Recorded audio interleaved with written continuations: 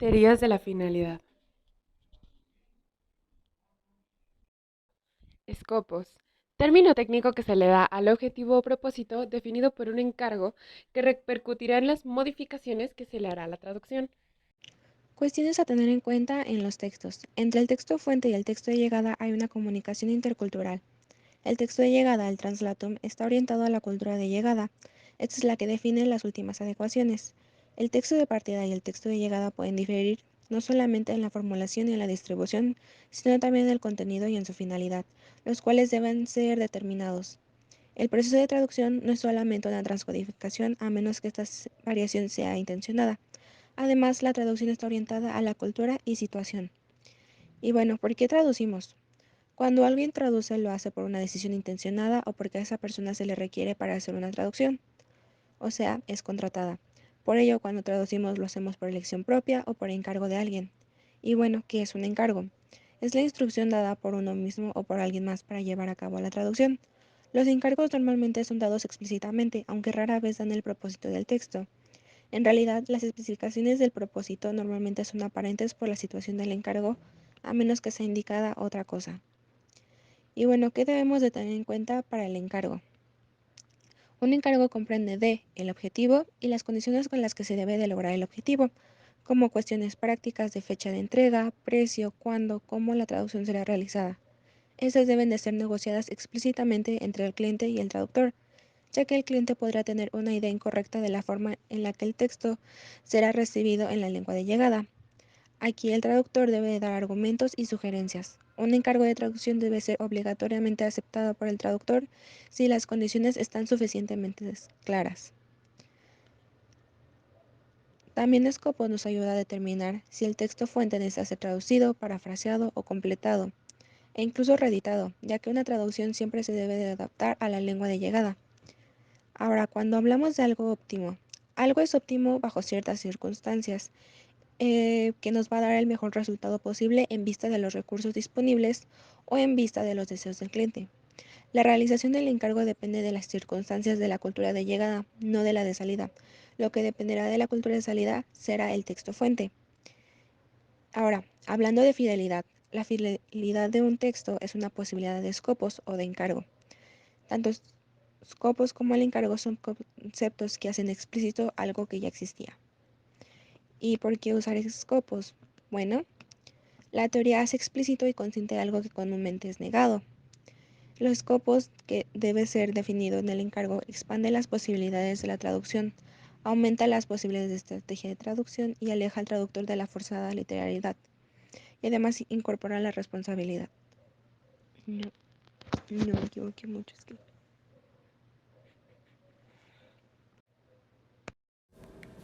Ahora yo les voy a hablar sobre las dos objeciones que se han planteado contra la teoría de Scopus. La primera objeción sostiene que no todas las acciones tienen un objetivo.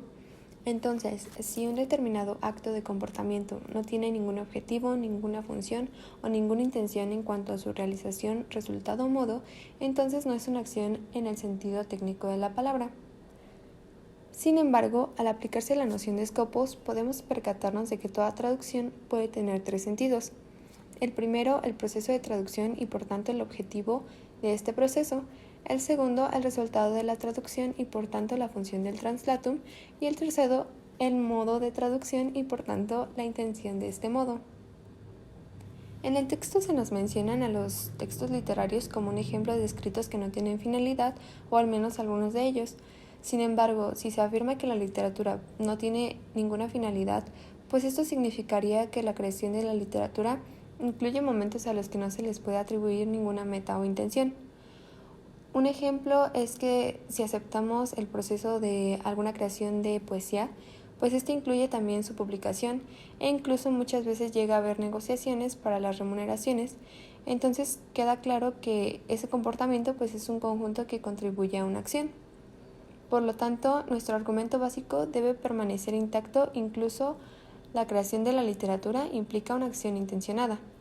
En las diapositivas les coloqué un ejemplo de Goethe, un poeta alemán, quien reconoció que tenía que trabajar mucho para conseguir el ritmo correcto para un poema. Eso también demuestra que incluso para él la creación de la poesía no era una mera cuestión de inspiración. La objeción 2 sostiene que no a toda traducción se le puede asignar una finalidad o una intención, es decir, que hay traducciones que no están orientadas a un objetivo. Hay 3 especificaciones de la objeción 2 que hay que resaltar. La primera es la afirmación de que el traductor no tiene ningún objetivo específico y solo se limita a traducir lo que está en el texto fuente.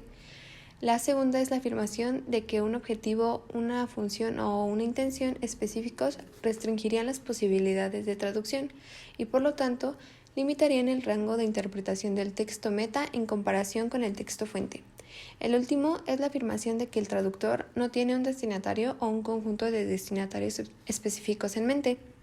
Pero aquí es donde entra la teoría de Scopus, la cual establece que uno debe traducir consciente y coherentemente, de acuerdo con algún principio que respete al texto de destino.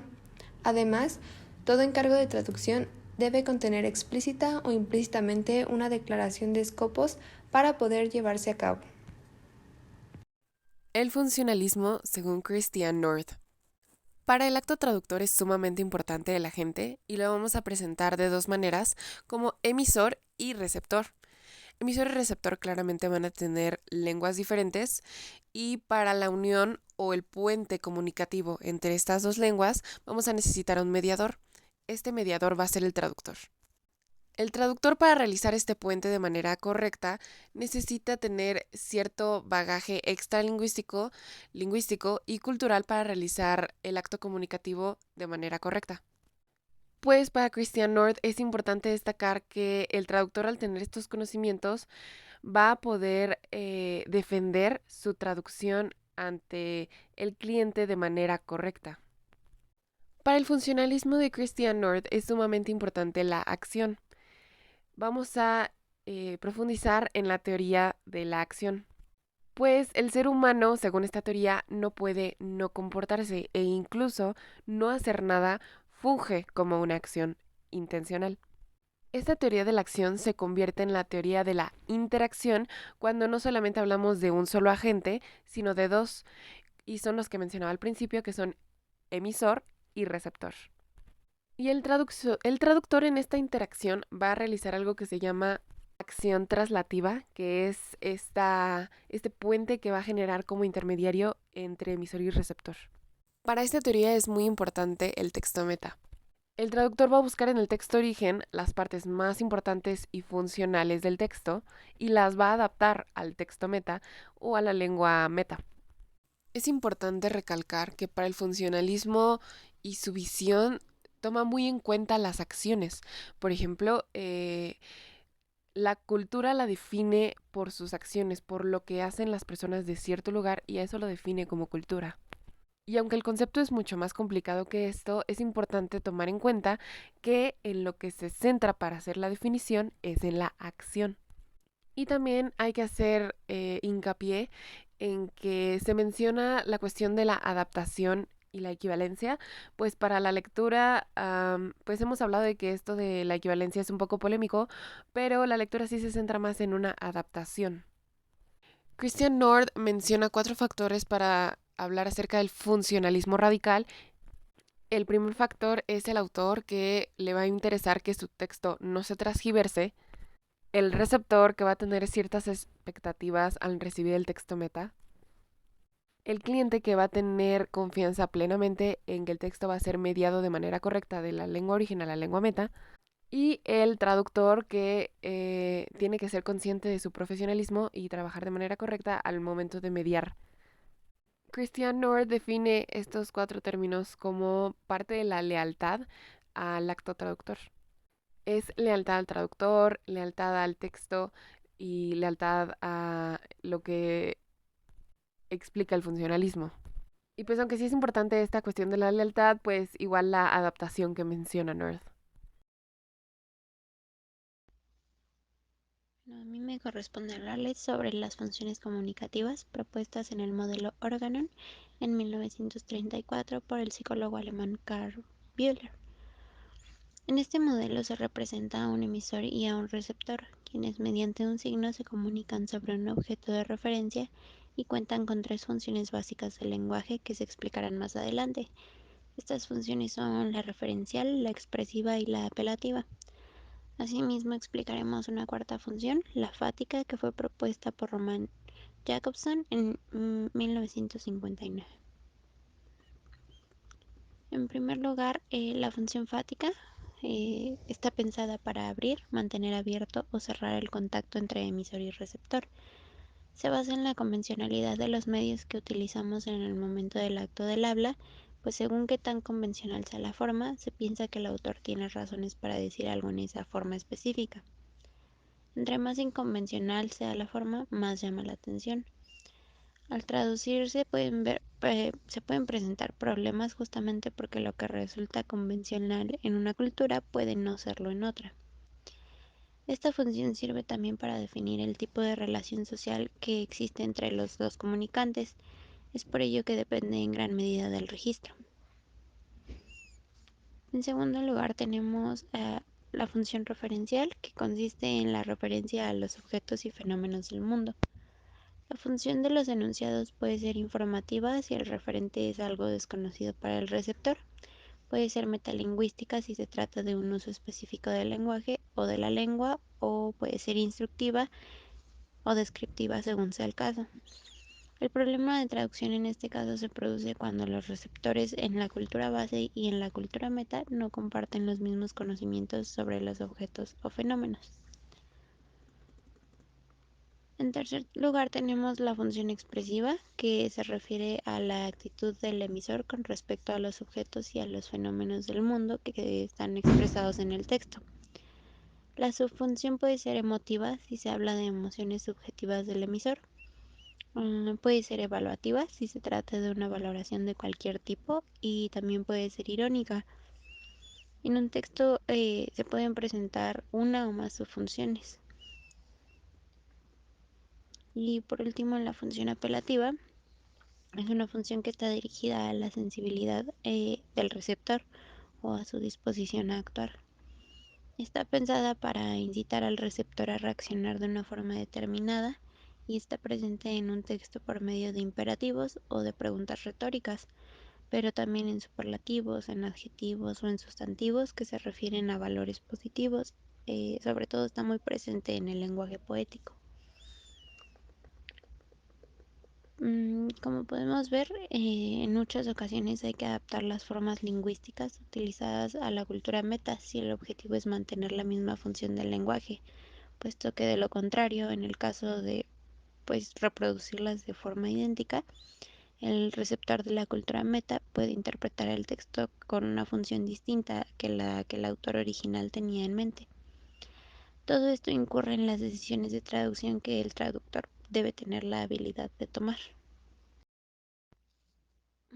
En cuanto a tipologías de la traducción, existe el debate entre aquellos que prefieren una traducción fiel, es decir, aquella que trata de reproducir nuestro texto de partida lo más fielmente posible en la lengua meta, y la traducción libre, que se orienta hacia el público meta y busca producir un texto que les parezca original de su propia cultura. El primer método lo conocemos como traducción documento y el segundo lo conocemos como traducción instrumento. En una traducción documento, la función primordial es metatextual, pues el resultado es un texto que informa sobre otro texto, y existen varias formas. En primer lugar tenemos la traducción palabra por palabra o interlineal. En este tipo de traducción se reproducen las características morfológicas, léxicas y sintácticas de la lengua base, tal como aparecen en nuestro texto. Se utiliza en lingüística contrastiva o en enciclopedias lingüísticas. En segundo lugar tenemos la traducción literal, que en esta la intención es reproducir las características léxico-semánticas del texto base, ajustándose a las normas estrictamente lingüísticas de nuestro texto meta. Se utiliza en textos periodísticos o en la traducción de citas literales en la prosa académica. En tercer lugar tenemos la traducción filológica, que ocurre cuando el texto de partida se traduce lo más literalmente posible, pero agregando elementos como pies de página o glosarios para introducir explicaciones necesarias de la cultura base. Este tipo de traducción lo vemos especialmente en textos antiguos, como por ejemplo la Biblia, pero también en documentos oficiales, donde ese tipo de anexos pueden ser necesarios. Y por último tenemos la traducción exotizante, que es aquella donde el mundo de la cultura base se le presenta como exótico a aquellos de la cultura meta, es decir, aquel en el que se trata de transmitir la alteridad o la distancia cultural entre ambos mundos.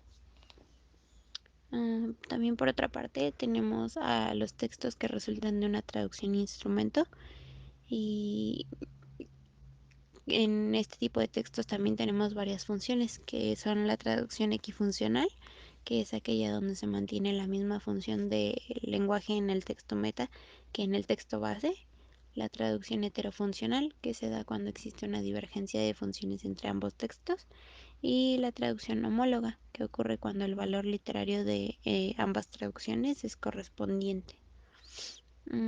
La traducción equifuncional la encontramos en su mayoría en textos técnicos, en instrucciones de uso, en recetas, en información turística, en documentación de productos, etc.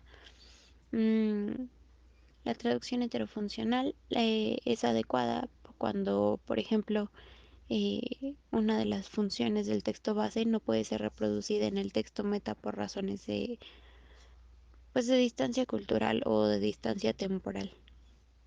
En una traducción homóloga se considera que los textos meta y los textos base representan un grado igual de originalidad en comparación con los repertorios literarios de sus propias culturas.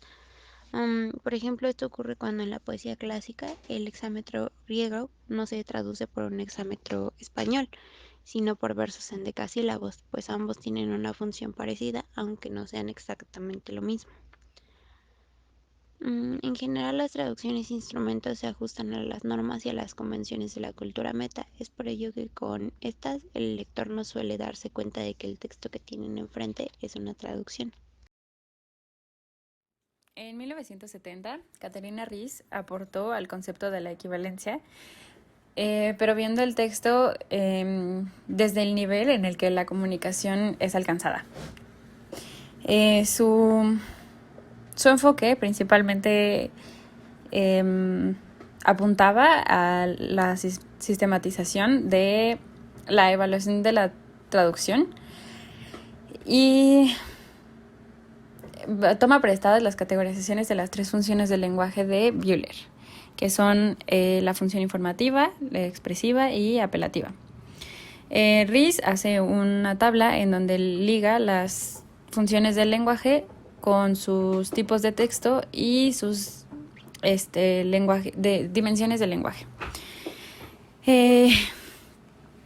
También Ries resume como las principales características de cada tipo de texto y, aparte del informativo, expresivo y operativo, agrega el audiomedial, que son textos o películas y anuncios audiovisuales que en vez de ser usadas las funciones, las otras tres funciones, se usan imágenes, música, etc. Los tipos de textos están, por lo tanto, categorizadas de acuerdo a su principal función. Ries hizo un esquemita en donde da ejemplos de lo que ella llama variedades textuales, pero ahora son como más conocidas como géneros, que están como principalmente asociadas como con ellos, como comúnmente. Podemos ver que hay géneros que están como en medio, entonces esos géneros los podríamos llamar como híbridos. Y bueno, si bien Ries reconoce la existencia de los textos híbridos, dice que la traducción que en la traducción debe predominar la principal función del texto fuente para el texto meta. Entonces,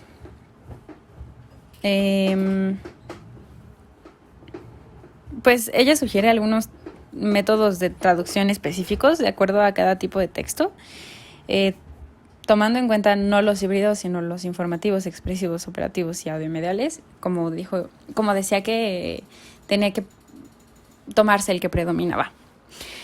Por ejemplo, en el texto meta de un texto informativo, se debería de transmitir como así completamente los conceptos que están en el texto fuente.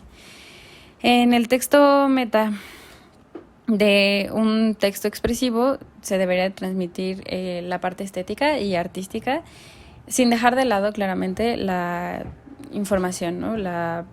Transmitir bien la información, vaya. En el texto meta de un texto operativo se debería de producir la respuesta deseada del receptor, vaya, porque pues es básicamente apelar a algo, apelar a una conducta, a una respuesta. Y en los audiomediales, que fue la categoría que ella agregó, requiere lo que Ries llama el método suplementario, en donde se suplen, digamos, las palabras escritas con imágenes visuales, música y demás, ¿no?